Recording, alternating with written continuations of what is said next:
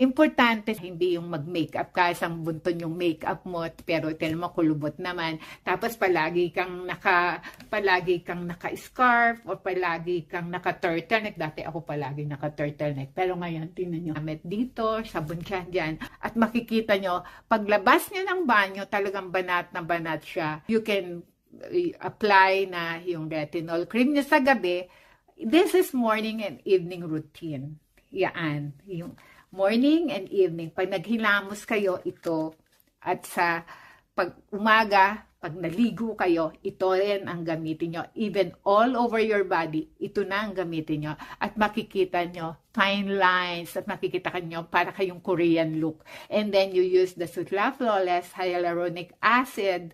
Oh, bongga kaday. 101%. Magiging younger looking ang skin natin because of the Sutla Virgin.